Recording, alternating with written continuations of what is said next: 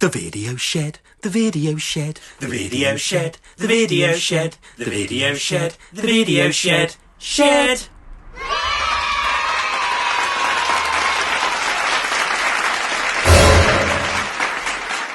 Hello! Welcome back to the video shed. Yay! That's Tom and I'm Ed, and we're in a shed looking at videos, hence the name The Video Shed. Do that again? Yeah, we're not actually going to be reviewing a film as such. We're going to be reviewing films from our childhood that had scary scenes, which you probably couldn't get away with these days. What happened then? So, What's that noise? people. I stopped. Oh, was that Coldplay? Do you know what? I love Coldplay's first album, Parachutes. That's really good. So, we've compiled a little list of movies that we remembered as children that had scenes in it that were quite disturbing, and they probably couldn't get away with it now. And it's stuck in our heads, which is probably a good thing. Isn't that what movies are supposed to do? Like, it's something you remember. The fact that you still remember it all these years later shows that, you know. Didn't offend me. It just, it just made me who I am now. Yeah. A movie enthusiast. Yeah. So, shall we start with what's first on our list? What? No! Okay. So, what what movie are we going to start with, Tom? Well, I'll tell you a film that scared the shit out of me when I was a kid, and that was Superman 3, which, in theory, is sort of seen as like the comedy entry in the franchise. You know, it's got Richard Pryor. Plays one of the main characters in it. Oh shit, man! Superman. Yeah, that one. That guy. Yeah. Is that racist? No. Why is that racist? That is what what he does. I did a black guy. Oh! That's what he does. With a big black moustache. Yeah, and if you did your impression of Gene Wilder, that wouldn't be racist either. What? Superman 3. Yeah, Superman 3. So Superman 3, right? It's kind of like a comedy entry in the Superman franchise. Not a very well respected film either, but there's a scene at the end that scared the shit out of me when I was a kid, and I recently rewatched it, and it's still quite scary. And it's the bit when the lady gets sucked into the computer. There's like this self-aware computer, and it sucks her in and turns her into a robot. And when she re-emerges, that's not scary, right? She comes out, she looks like Robert Smith out of The Cure. That's not really scary at all. It's the bit when she gets sucked in and then she's turning into all the metal bits sticking on her. Yeah, and it's the fact that she plays it really, like, it's really intense. She's not like, when you watch like someone gets killed in like or injured in like a family friendly film. They're like that, whoa, whoa, they get punched and it's like, oh. She's proper going, no, God, making stuff. She's absolutely freaking out and she's begging for mercy and all this sort of stuff. And she plays it way too intense. Like, she plays it as if she's in a horror movie rather than as if she's in a Superman film. Yeah. You know? And that's what makes it so scary to me, is her reaction, the fact that she's so terrified. And then this fucking robot, and it just takes her over. Imagine that. You get sucked into a machine, you get turned into a robot, and it just takes you over. Yeah. And you emerge looking like the lead singer of The Cure. Yeah. But, do you know what? I'm probably going to say this at the end of everything we say at the moment, but we remember it. Yeah. You know what I mean? Even though it was like a bit scary, it's something you remember. Yeah, but that scene really sticks in my mind. There's actually a Facebook group that someone set up for people that were traumatized by that scene. Yeah, if I can find it, I remember what it's called. I'll post it below in the comments. So what else is there? Who Framed Roger Rabbit? He kills a shoe. I know. Is it Judge Doom? Christopher Lloyd. Who Framed Roger Rabbit? Yeah. His performance in that film is like the stuff of nightmares. And obviously everyone remembers the bit at the end when it turns out that he's a toon and his eyes go...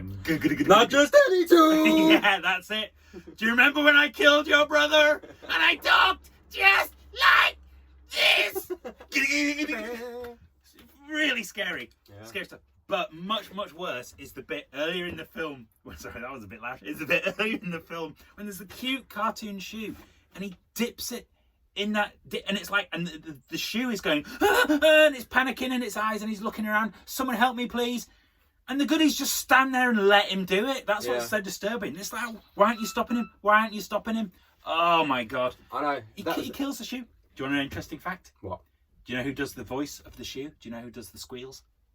Mickey Rooney? Whatever the actress is called that does Lisa Simpson. Oh, really? Yeah. Oh! She does it. Ah, Yeah, I forgot her name. Yeah, I can't remember either. And How many times have I watched The Simpsons and all the names come up? yeah. Anyway.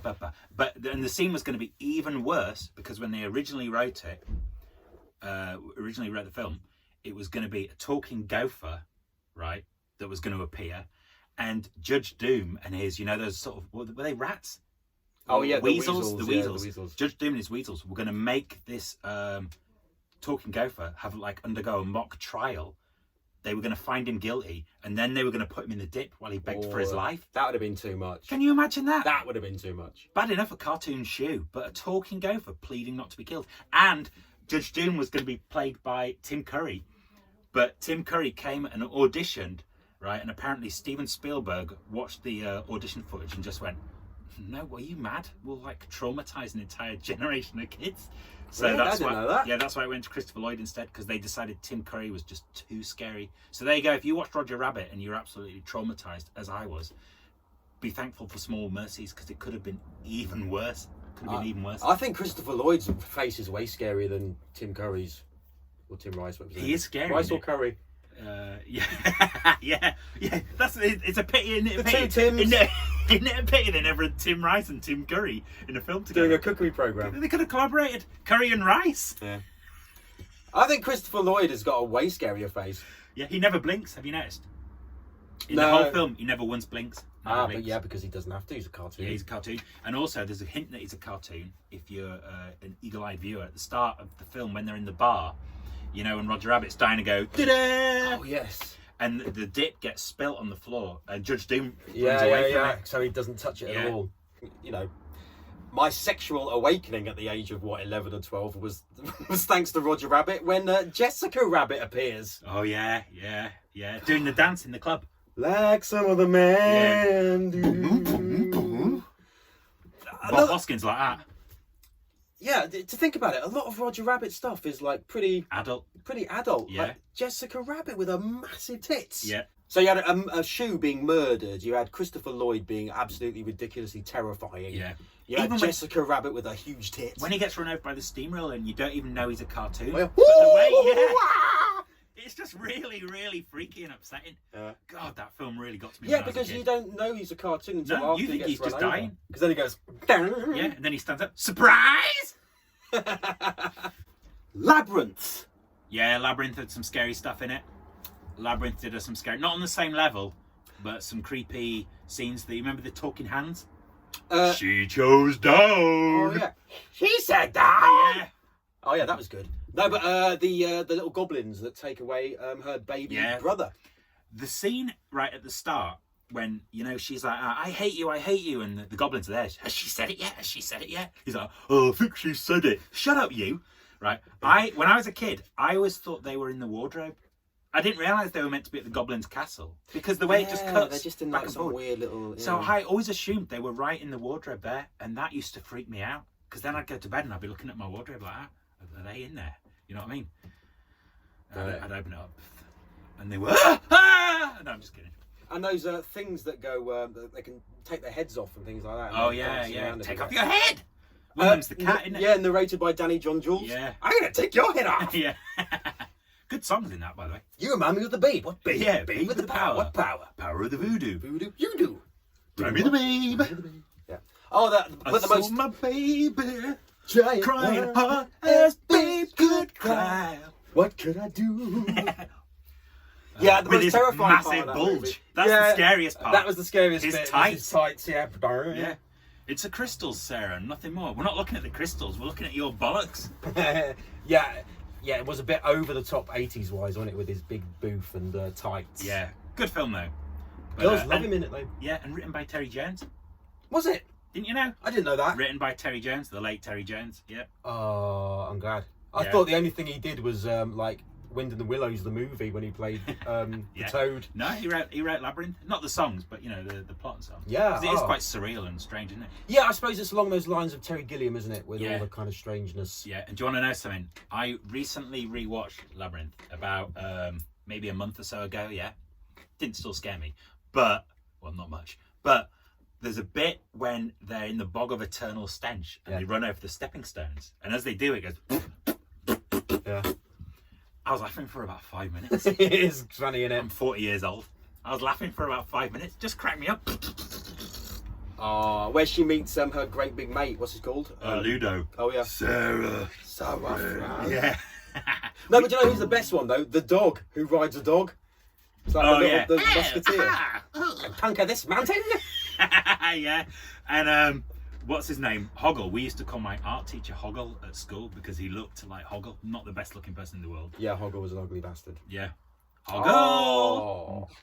Oh, gee. Oh, hey. Oh. But at the end, what they are all you go... going to do with her, Hoggle? Give her this apple. Not gonna hurt the lady, is it?